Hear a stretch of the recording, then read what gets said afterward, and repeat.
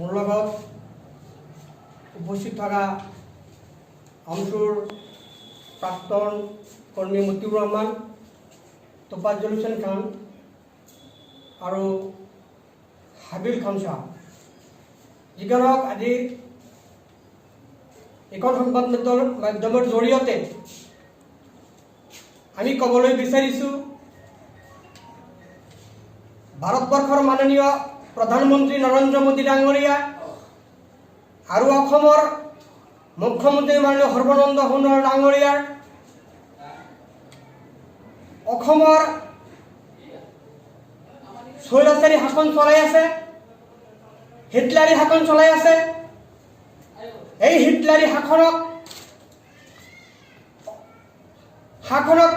বন্ধ কৰাৰ কাৰণে অসমত যি মহাজোঁট বন্ধনৰ সিদ্ধান্ত লৈছে কংগ্ৰেছ দলৰ প্ৰাক্তন মাননীয় মুখ্যমন্ত্ৰী তৰুণ গগৈ ডাঙৰীয়া, তেখেতক আমি আমচুৰ প্ৰাক্তন কৰ্মীৰ তৰফৰ পৰা আন্তৰিক অভিনন্দন জ্ঞাপন কৰিছোঁ। লগতে অসমৰ যিসকল জনগণে মহাজোঁট বন্ধনক সমৰ্থন জনাইছে তেখেতসকলকো আমি আন্তৰিক ধন্যবাদ জ্ঞাপন কৰিছোঁ। বন্ধুসকল, কথা হ'ল আজি ভাৰতবৰ্ষৰ যি পৰিস্থিতি, অসমৰ যি শান্ত পৰিস্থিতি জটিল কৰি পেলাইছে অসমৰ বিজেপি চৰকাৰে, অসমৰ তথা ভাৰতৰ উন্নয়নক স্থবিৰ কৰি পেলাইছে।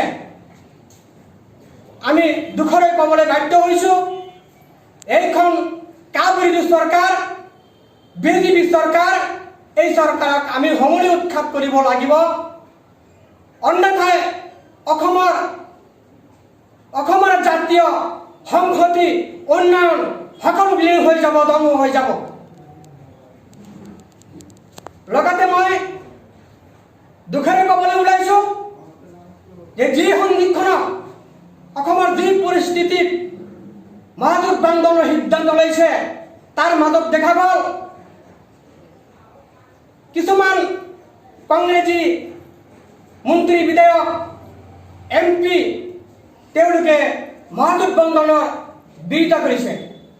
আমি আজি সংবাদ মাধ্যমৰ জৰিয়তে তেখেতক আমি তীব্ৰ গৰিহণা দিছোঁ, তীব্ৰ নিন্দা কৰিছোঁ।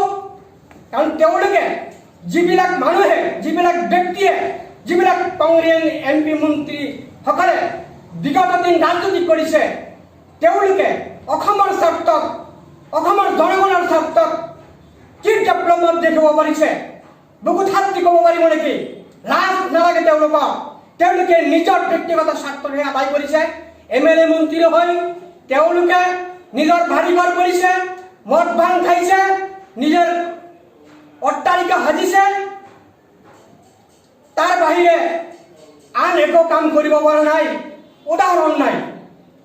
গতিকে আজিৰ এইখন অসমত শান্তিৰ পৰিৱেশ উন্নয়নক ঘূৰাই আনিবলৈ হ'লে নিশ্চয় মহাজোঁট বন্ধনৰ প্ৰয়োজন আছে। যদি মহাজোঁট বন্ধনৰ কোনো ব্যক্তিয়ে বিৰোধিতা কৰে, নিশ্চয় আমি ভাবিছোঁ আজিৰ সভাৰ জৰিয়তে আমি ক'বলৈ ওলাইছোঁ জাতিৰ তৃতীয় শত্ৰু নিশ্চয় বিজেপিৰ এজেণ্ট, তাৰ কাৰণে এই সময়ত বিৰোধিতা কৰিছে। আমি বিনম্ৰভাৱে অনুৰোধ জনাইছোঁ, সময় থাকোঁতে তেওঁলোকৰ পৰিৱৰ্তন হওক। অসমৰ 2000 সাধাৰণ নিৰ্বাচনত যাতে সমূলে আমি বিজেপিক, এই স্বৈৰাচাৰী হিটলাৰী শাসনক আমি উৎখাত কৰিব পাৰোঁ, অসমৰ পৰা শান্তিৰ পৰিৱেশ ঘূৰাই আনি ধৰ্ম নিৰপেক্ষ গণতান্ত্ৰিক চৰকাৰ এখন আমি অসমত আনিব পাৰোঁ, ভাৰতবৰ্ষত আনিব পাৰোঁ। এই ক্ষেত্ৰত অসমৰ জনগণ সজাগ হওক, অসমৰ জনগণ ওলাই আহক, কা বিৰোধী আন্দোলন স্থবিৰ কৰক, কা বিৰোধী চৰকাৰক উৎখাত কৰক। এইখিনি মোৰ আহ্বান আজিৰ জৰিয়তে সংবাদ মাধ্যমৰ জৰিয়তে ক'বলৈ ওলাইছোঁ। বিজেপি ৰুধিবলৈ হ'লে 2021 চনত যি নিৰ্বাচন আহি আছে, এই নিৰ্বাচনত মহাজোঁট বন্ধনৰ বাহিৰে বিজেপিক আমি উৎখাত কৰিব নোৱাৰিম। গতিকে মহাজোঁট বন্ধন কৰিবই লাগিব। কৰিলেহে আমি বিজেপিক উৎখাত কৰিব পাৰিম, অসমৰ উন্নয়নক আমি ত্বৰান্বিত কৰিব পাৰিম, অসমৰ জনগণ শান্তিত থাকিব পাৰিব, এইটো নিশ্চিত। আমি ষড়যন্ত্ৰ ৰচিছে, বিশেষকৈ ধৰ্মীয় সংখ্যালঘু সম্প্ৰদায়ৰ MLA মন্ত্ৰীসকলে নিশ্চয় তেওঁলোকৰ বিজেপিৰ লগত এটা সম্পৰ্ক থাকিব লাগে। আৰু এটা কথা, বিগত দিনে ৰাজনীতি কৰি তেওঁলোকৰ অৱস্থা, তেওঁলোকৰ ভৰিৰ তলত মাটি নাই, জনসাধাৰণৰ চাপত নাপাব, যাৰ কাৰণে তেওঁলোকে চিঞৰ বাখৰ কৰি আছে।